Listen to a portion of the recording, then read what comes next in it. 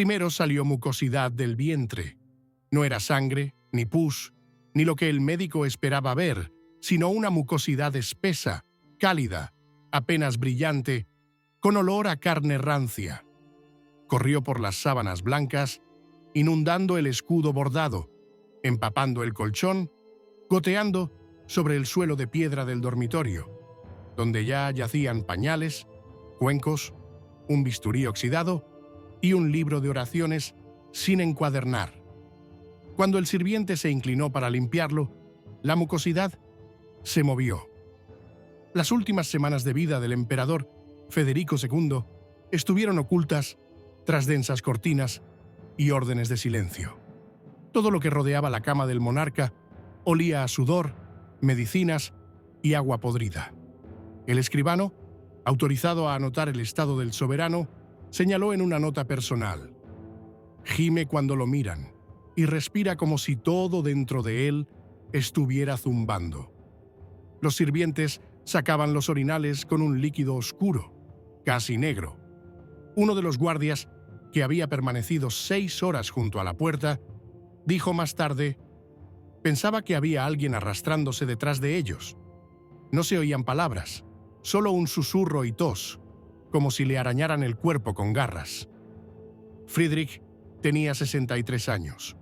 A lo largo de su vida había luchado contra los papas romanos, sofocado rebeliones, presenciado personalmente la tortura de herejes y afirmado públicamente que el miedo era lo único que movía a las masas. Su entorno temía incluso su silencio. Pero desde finales de octubre, el emperador empezó a hablar demasiado. Llamaba a obispos fallecidos hacía tiempo, ordenaba decapitar a quienes llevaban mucho tiempo en el exilio y murmuraba algo sobre que sus entrañas se pudrían no sin motivo, sino por orden superior.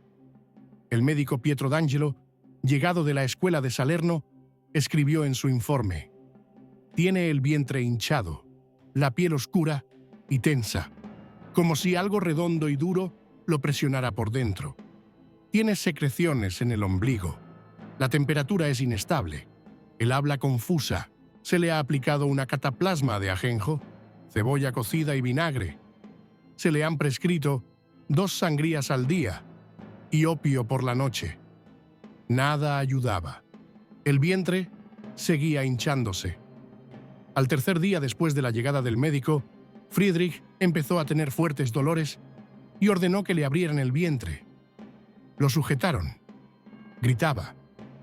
Entonces, bajo amenaza de muerte, el médico accedió a realizar la autopsia allí mismo, en el dormitorio, rodeado de sacerdotes.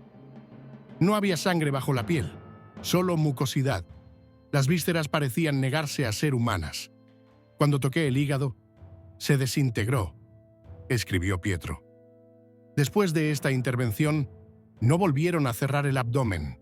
La herida se infectó, la piel se ennegreció y seguía supurando un líquido maloliente. Al emperador le administraron un polvo compuesto de musgo podrido, plomo y vinagre de vino. Le dieron de beber un caldo de piel de víbora. Sobre la almohada había 3 cruces de pan seco que supuestamente le proporcionaban alivio. Pero él gritaba. Al principio solo por las noches, luego todo el tiempo.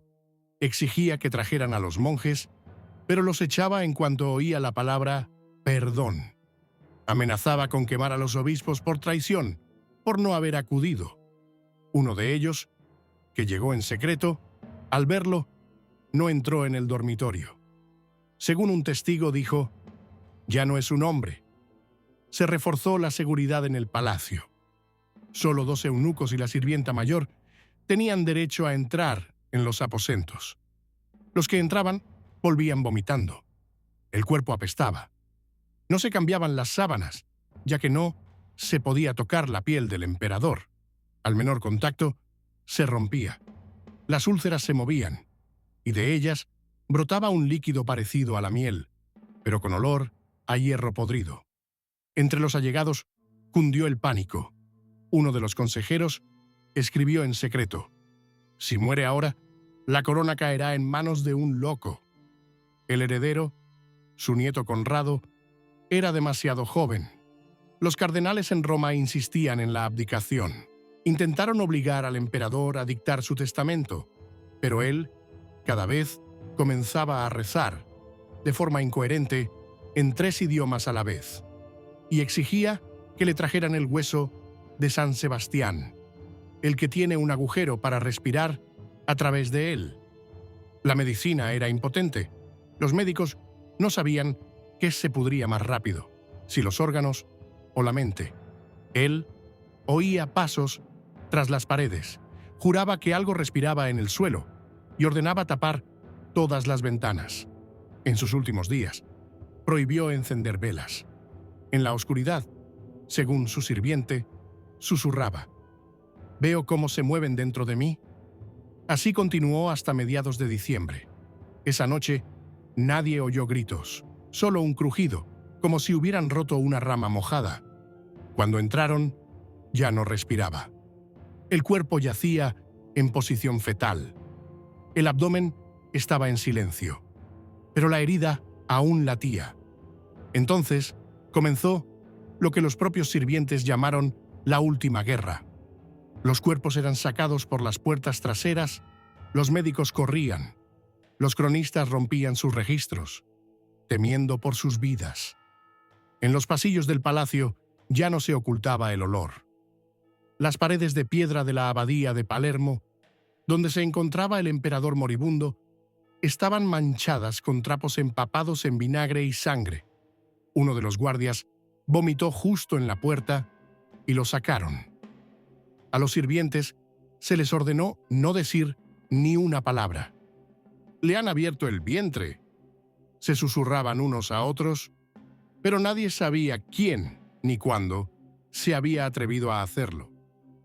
Un monje benedictino, llamado Hubert, al que se le permitió entrar en los aposentos por orden del arzobispo, escribió en su diario: «El abdomen está abierto como una herida del mundo.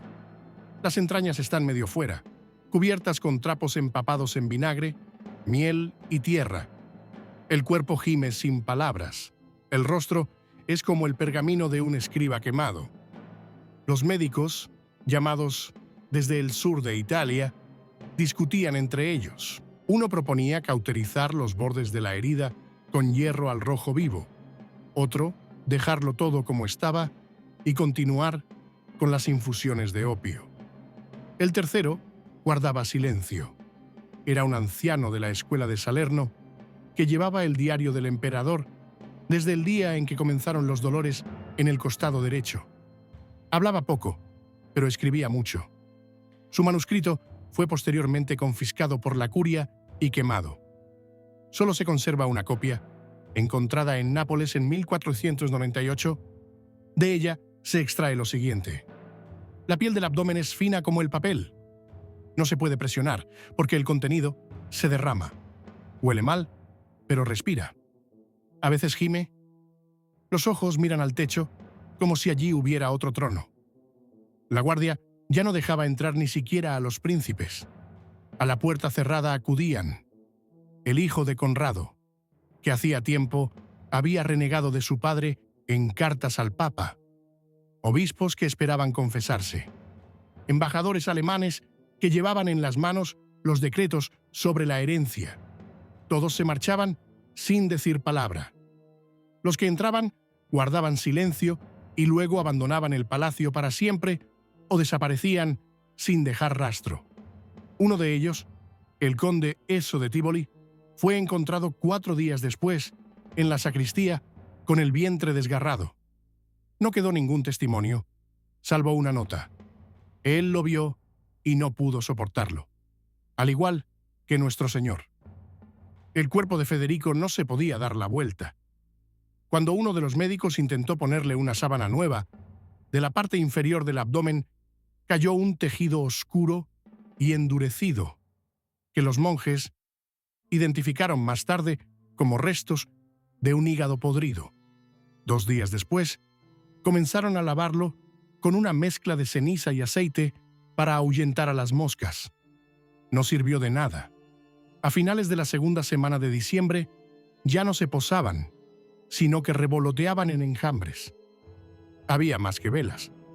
El arzobispo de Maguncia, que había acudido en persona para dar la última bendición, no entró en la habitación. Ordenó a los guardias que encendieran incienso y solo a través de una ventana cubierta con un lienzo, dijo: «Si él puede oírnos, que sepa que rezamos por él. Pero si no, que este aroma sea lo último que quede del mundo cristiano en su vida». Federico estaba consciente, pero ya no hablaba. Solo una vez, según el testimonio del monje Hubert, susurró: «Siento cómo se pudre el sol». Al día siguiente, comenzó a vomitar una masa negra. La recogieron en un cuenco de barro, se la mostraron al médico y éste ordenó que la enterraran. En los registros se conserva lo siguiente: había restos de carne no digerida, posiblemente de ave. No está claro cómo llegó allí. No había comido en 16 días. En el palacio corrieron rumores de que Friedrich había sido envenenado. El nombre del cocinero, un anciano árabe llamado Said, desapareció de todos los registros. Las monjas de la abadía vecina declararon bajo juramento que lo habían visto llevarlo a los calabozos. Más tarde, en las crónicas apareció una nota. No se encontraron signos de envenenamiento, pero el miedo no desapareció. El príncipe Manfredo, bastardo del emperador, no abandonaba su ala. No se atrevía a acercarse al moribundo.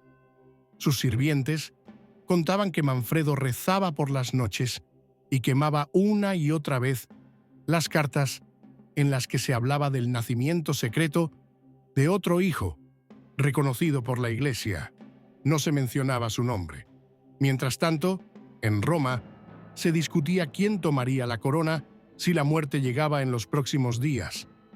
Los enviados del Papa intentaban acceder al cuerpo, supuestamente para una confesión de arrepentimiento, pero la guardia, puesta por el emperador en octubre, solo obedecía al sello personal, que nadie había visto desde que comenzó la descomposición.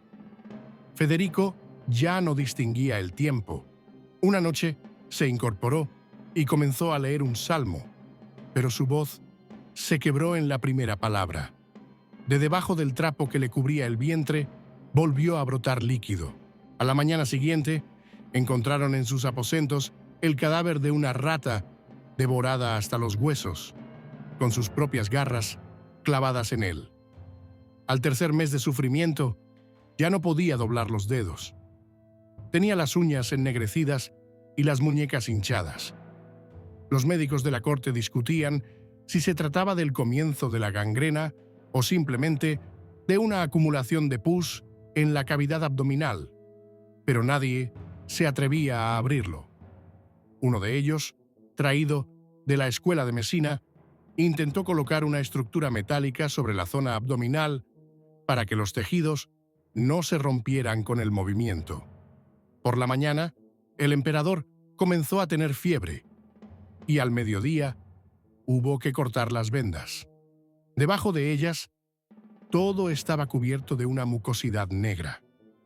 El médico desapareció esa misma noche. Según los rumores, huyó a Catania. El emperador apenas dormía. Tenía los ojos constantemente abiertos. La piel alrededor de las órbitas se le hundió. Los labios se le agrietaron y los dientes se le aflojaron. Una noche, según el monje Hubert, susurró: «¿Cuántas noches más veré si no puedo cerrar los ojos?». Los sirvientes dejaron de usar lámparas, no por compasión, sino porque el olor a aceite quemado se mezclaba con los vapores del cuerpo y provocaba vómitos a muchos. Por orden del arzobispo de Palermo, se comenzaron a leer diariamente oraciones de purificación en los aposentos, pero incluso entre los lectores corrían rumores de que las palabras no llegaban al techo. Uno de los canónigos más antiguos dijo: «Cuando rezo sobre él, siento como las paredes responden con su peso.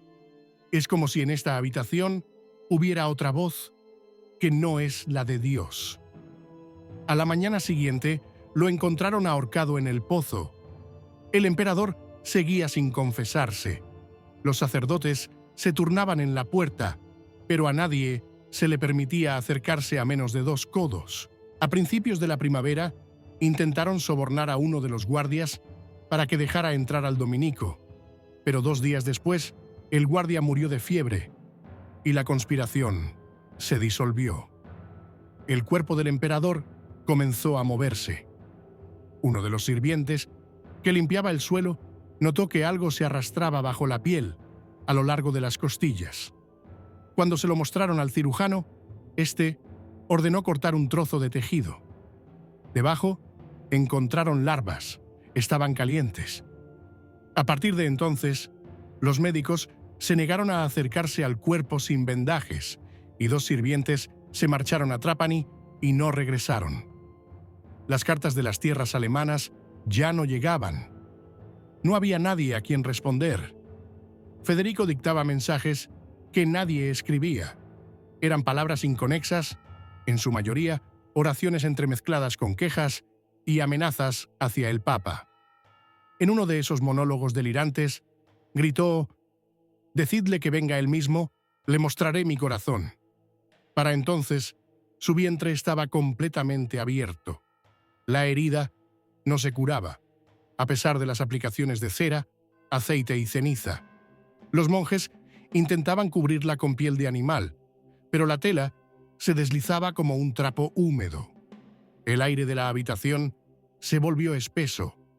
Los informes de archivo dicen: se tenía la sensación de que la carne no solo se descomponía, sino que vivía por voluntad propia, como si el cuerpo muriera no por la muerte, sino para retener el alma el mayor tiempo posible. Los sirvientes comenzaron a morir. 3 fallecieron por causas desconocidas. Todos tenían los ojos inflamados, úlceras en la boca y fiebre. Uno de ellos gritaba en su delirio: «Él te mira cuando le das la espalda». Después de eso, solo 2 personas entraban en los aposentos: un eunuco y un niño mudo, ambos de origen desconocido. Ambos desaparecieron tras la muerte del emperador.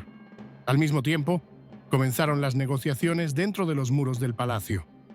Manfredo, Conrado y los sobrinos del norte de Italia ya no ocultaban sus intenciones. Todos querían conseguir las llaves de los aposentos privados, donde supuestamente se guardaban las cartas, los sellos y el testamento.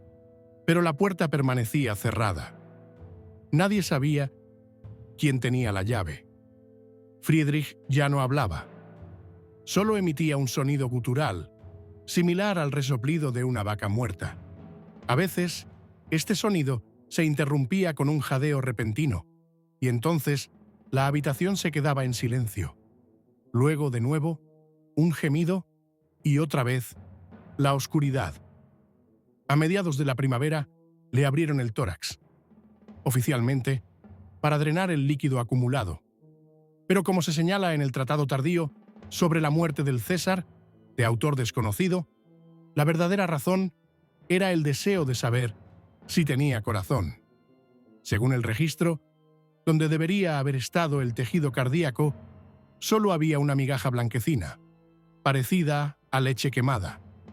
Lo consideraron una señal. Se suspendieron los procedimientos posteriores. El emperador permaneció en la cama, abierto, inmóvil, sin respirar, pero con los ojos llenos de pus que seguían mirando. Cuando los sirvientes entraron una vez más en los aposentos para cambiar las sábanas, la tela que cubría el cuerpo se había pegado al suelo. El abdomen se había fusionado con la madera. Se necesitaron varias personas para separar el cuerpo de las tablas. Durante esta operación, de la herida abierta brotó una masa oscura y espesa, mezclada con pus en forma de copos. La habitación se llenó de un olor tan acre que 2 sirvientes perdieron el conocimiento y otro vomitó sobre las piernas del emperador. Nadie lo castigó. En ese momento, el castigo ya no tenía sentido. El pecho ya no se levantaba, pero Federico no estaba muerto. Sus ojos se movían, Lentamente, con incertidumbre, seguían a todos los que se acercaban. Uno de los médicos escribió en su informe: no está muriendo, sigue vivo, y su cuerpo se ha convertido en una jaula de la que no sale el alma. Las oraciones cesaron. Los sacerdotes abandonaron el patio. Solo quedó uno, enviado directamente desde el monasterio de Monreale. Se sentó en un rincón y susurró salmos a través de un trapo empapado en vinagre. Le aparecieron erupciones en la piel. Murió 4 días después.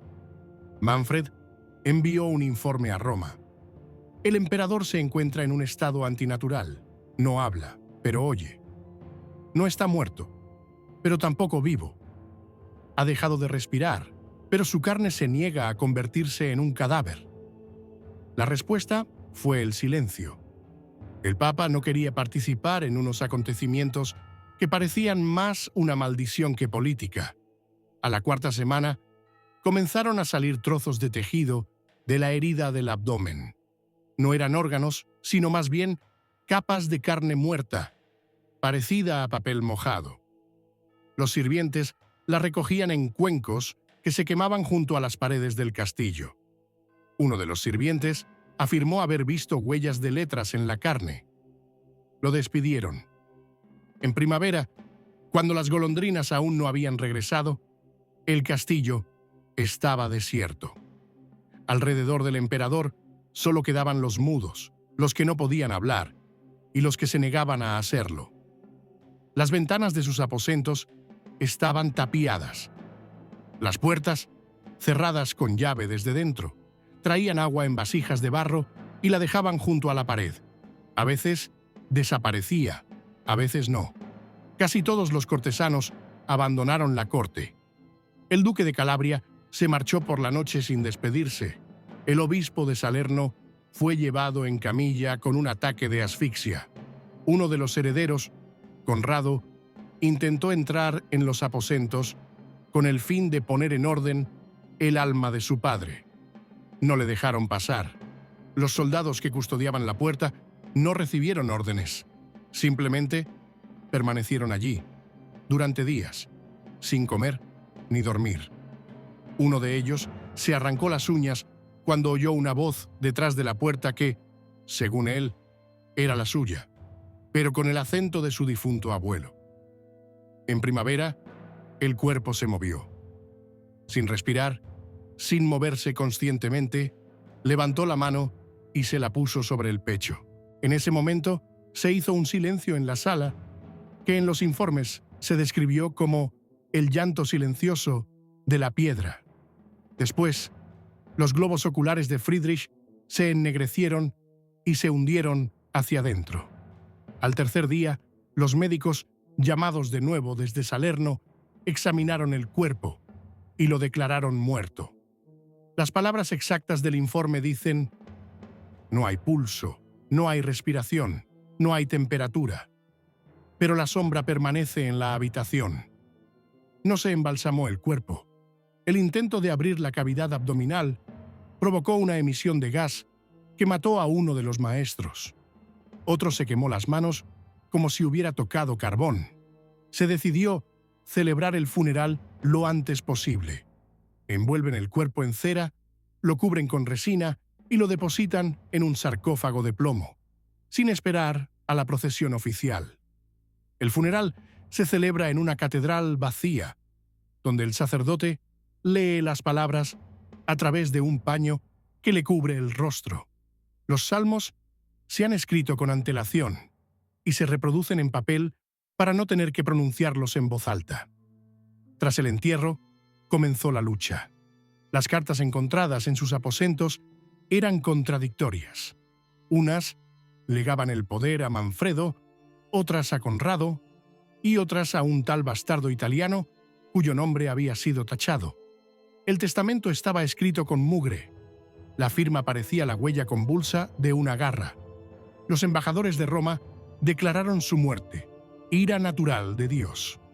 Los príncipes electores alemanes comenzaron la división. Los condados italianos se independizaron. Durante 4 años, No hubo un heredero oficialmente reconocido. Durante ese tiempo, se extendieron rumores desde Palermo hasta Nápoles. No ha muerto.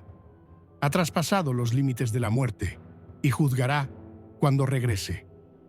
Cuando el cuerpo de Federico fue sellado con plomo, la temperatura dentro del sarcófago siguió aumentando. Según el informe del maestro encargado del sellado, al cabo de 3 días, el metal comenzó a vibrar, como si alguien se moviera dentro. Hubo que tapar los orificios de ventilación con cera y hierro. Las paredes que rodeaban la tumba comenzaron a derrumbarse y, una semana después, el sarcófago fue trasladado a los subterráneos del castillo de Fiorentino sin cortejo ni rituales. Así, desapareció el último testigo de su fin. Las consecuencias no se hicieron esperar. En Roma, la Cancillería papal guardó silencio al principio, pero luego emitió un breve comunicado. El imperdonado ha caído.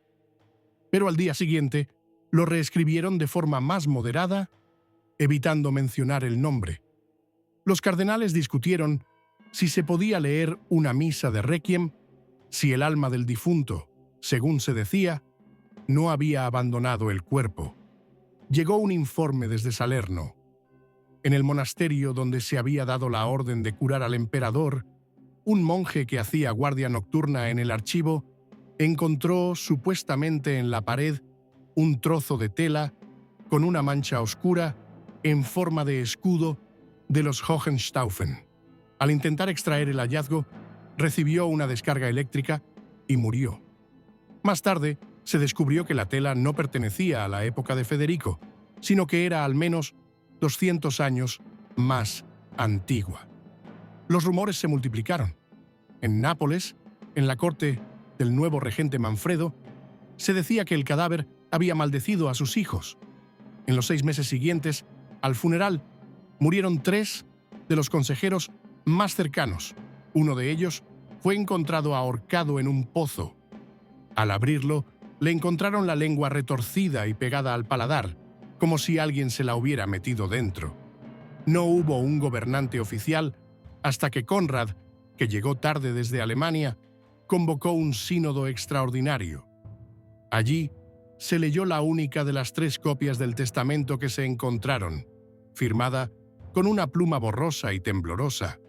Decía: «Quien acepte el trono, aceptará el dolor».